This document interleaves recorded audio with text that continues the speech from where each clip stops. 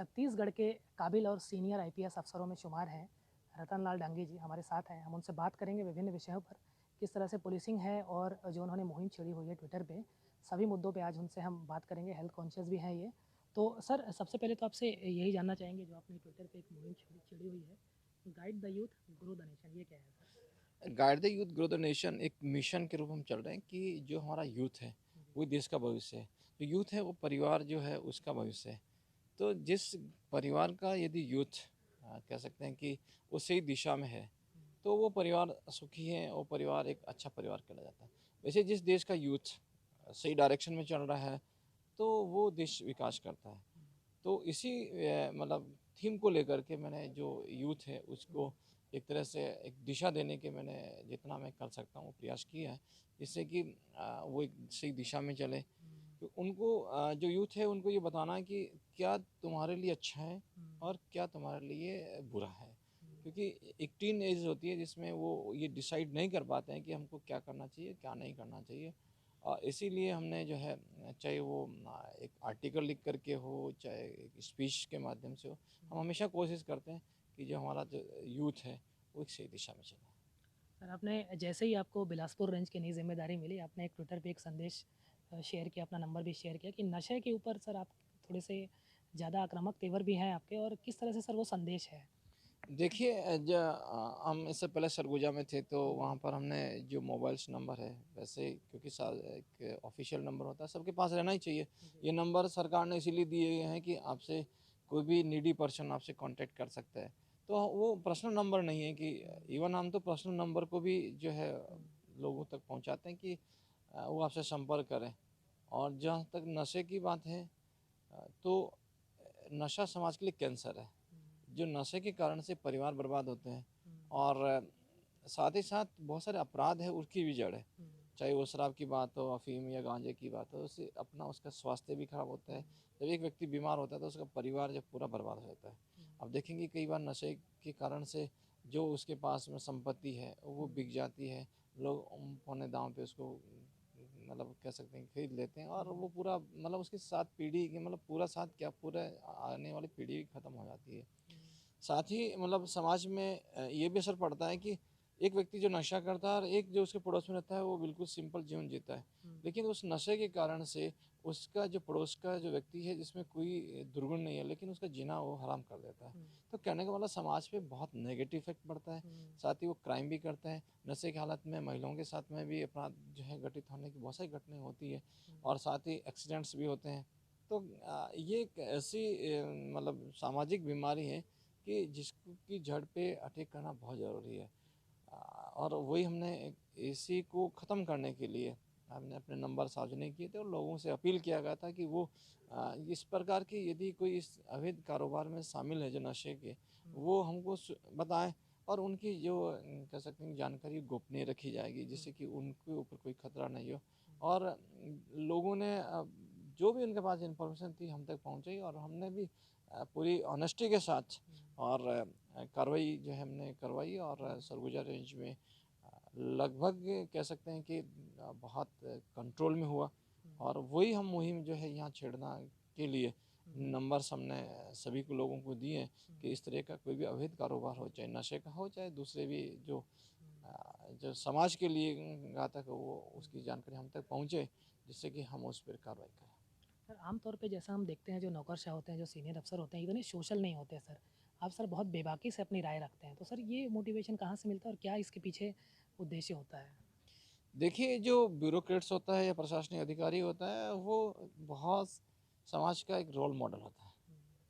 और आप role model हैं तो लोग आपको बहुत फॉलो करते हैं, वो आपके जैसा बनना चाहते हैं। हर मदर मतलब पेरेंट्स की ये इच्छा होती है कि हमारा बेटा या बेटी वो भी ऐसा बने। तो हम जब तक कि लोगों के सामने नहीं आएंगे और हम उनको ये नहीं बताएंगे कि आप कैसे बन सकते हैं तो फिर आपका बनने का कोई फ़ायदा नहीं है। इसलिए मेरा हमेशा ये प्रयास रहता है कि हम मेरे जैसे बहुत सारे लोग बने। और इसलिए मैं अपना एक्सपीरियंस भी शेयर करता हूँ और जो चीज़ें होती है जो मैंने यहाँ तक जो मुकाम हासिल किया किन परिस्थितियों में किया क्या स्ट्रगल रहा है वो हम लोगों से शेयर करते हैं। वो लोगों को कॉन्फिडेंस देता है। पेरेंट्स अपने बच्चों को कह सकते हैं कि हाँ जब वो व्यक्ति बन सकते हो तो तुम क्यों नहीं बन सकते। और जो जो बच्चे हैं उनको भी कॉन्फिडेंस आ सकता है कि मैं क्यों नहीं बन सकता। तो इसलिए हम अपनी जो कह सकते हैं कि जो सफलता की कहानी हम शेयर करते हैं और उससे बहुत सारे लोग इंस्पायर भी होते हैं और सक्सेस भी हुए हैं।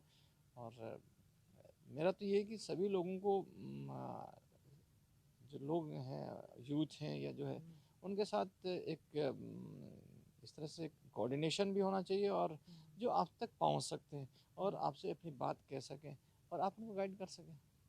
पुलिसिंग में इनोवेशन के लिए भी आपको जाना जाता है, जिस तरह से आपकी छवि है, तो यहाँ भी अब देखने को मिलेगा कि बिलासपुर रेंज में कुछ इनोवेशन? देखिए हमारा मेन मकसद जो है कि हम क्राइम को रोकें। प्रिवेंशन पहले होना चाहिए, फिर उसके बाद डिटेक्शंस। और क्योंकि क्राइम का प्रिवेंशन तभी हो सकता है जब आपका लोगों के साथ कांटेक्ट हो। प्रिवेंशन का मतलब है क्राइम होने से पहले रोकें।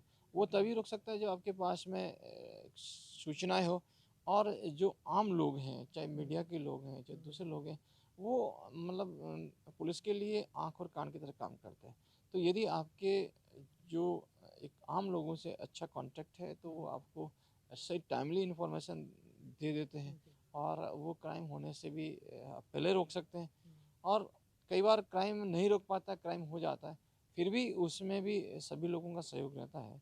तो जब तक हमारा आम लोगों से एक अच्छा संबंध नहीं होगा तो कोई भी व्यक्ति पुलिस से बचने की कोशिश करता है और वो आपके सामने नहीं आता है और फिर क्रिमिनल बच जाता है।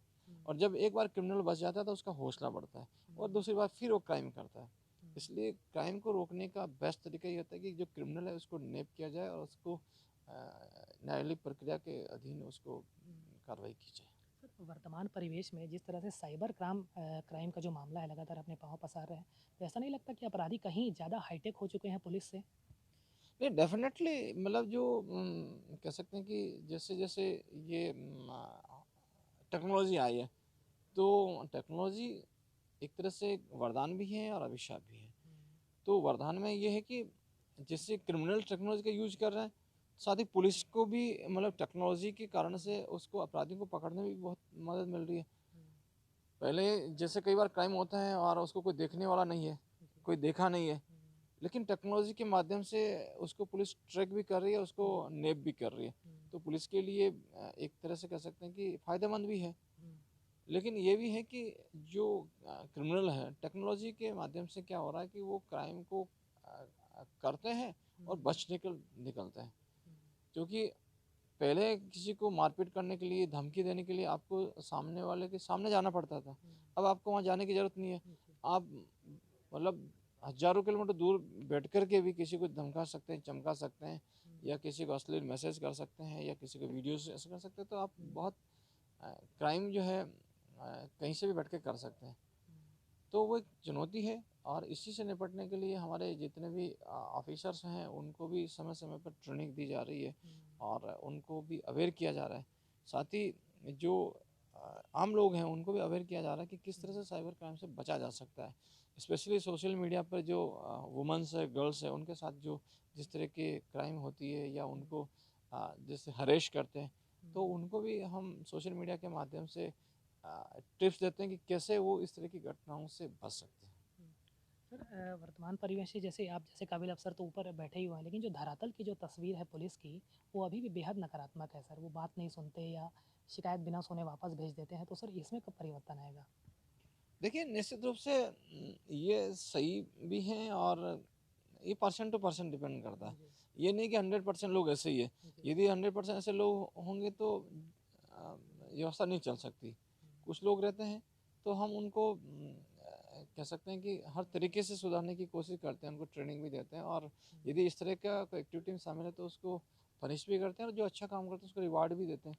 तो कह सकते हैं कि करंट एंड स्ट्रिक्ट वाली मतलब जो अच्छा काम करा उसको रिवार्ड और जो सोसाइटी में पुलिस की छवि खराब करता है उसको पनिशमेंट भी देने की हम कार्रवाई करते हैं।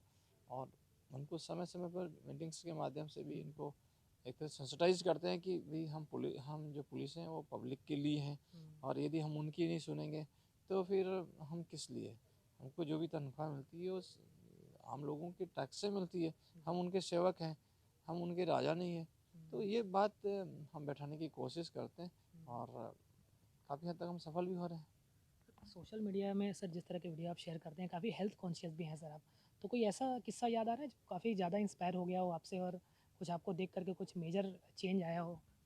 नहीं, डेफ़िनेटली जैसे कोरोना का जो टाइम था, वो एक डिप्रेशन, एक तरह से डिप्रेशन का काम था। जी। हमारा यूथ घर में है, घर में पेरेंट्स भी हैं, सब लोग हैं, जी। आप बाहर नहीं जा सकते, 24 घंटे टीवी के सामने रहे, तो एक तरह से डिप्रेशंस का समय था, तो उसको जी। हम सोचे कि किस तरह से हम यूथ को एक दिशा दें, हुँ। और इसीलिए मैंने खुद ने भी जो वर्कआउट्स स्टार्ट किए थे। जी। इससे पहले मैं उतना नहीं कर रहा था, हुँ। और जैसे-जैसे हमने शुरू किया तो बहुत अच्छा लोगों का रिस्पॉन्स मिला। रिस्पॉन्स आया। जी।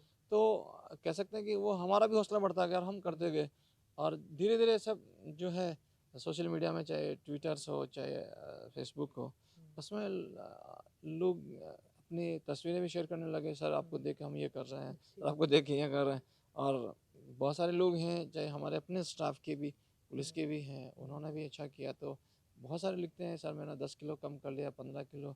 आज तो आपके प्रेस क्लब में एक जो था वैभव तिवारी, वो था हुँ। 48 किलो कम कर लिया। तो ये जी। तो वर्ल्ड रिकॉर्ड टाइप का हो गया। तो जी। डेफ़िनेटली असर पड़ता है। हुँ। यदि आप कुछ करते हैं, हुँ। मतलब एग्ज़ाम्पल केवल आप बोल नहीं रहे हैं, बल्कि आप करके दिखा रहे हैं। जी। तो ये एक मैसेज आता है कि जब एक सीनियर ऑफ़िसर्स कर सकता है, वो भी टाइम हुँ। निकाल रहा है, वो भी उसकी भी ड्यूटी है। ये नहीं कि हम कोई अपना जो टाइम है उसको कैसे मैनेज करते हैं। तो इसका असर तो पड़ता ही है, और डेफ़िनेटली पॉज़िटिव तरीके से हम जो है यूथ को गाइड करके, और नॉट ओनली यूथ, बाकी जो लोग हैं वो भी इसको फ़ॉलो करते हैं। और क्योंकि आप देखेंगे तो वाइफ़ देखेगी, पति को बोलेगी, पति देखेगा, वाइफ़ को बोलेगा, सबको देला कि नहीं, नहीं हम आपको भी करना चाहिए, और उसका असर दिख रहा है। चलिए, हम बात कर रहे थे रतनलाल डांगे जी से, बिलासपुर रेंज के आईजी। सर हमसे बात करने के लिए बहुत-बहुत धन्यवाद। Thank you, thank you. चलिए, आईजी साहब का साफ तौर पर कहना है कि जो अच्छा काम कर रहे हैं पुलिस वाले, उन्हें रिवॉर्ड देंगे और बुरा काम करने वाले को पनिशमेंट भी देंगे। तो ये दोनों चीज़ें साथ ही साथ चलती रहेंगी। राजकुमार शाह, ईटीवी भारत, कोरबा।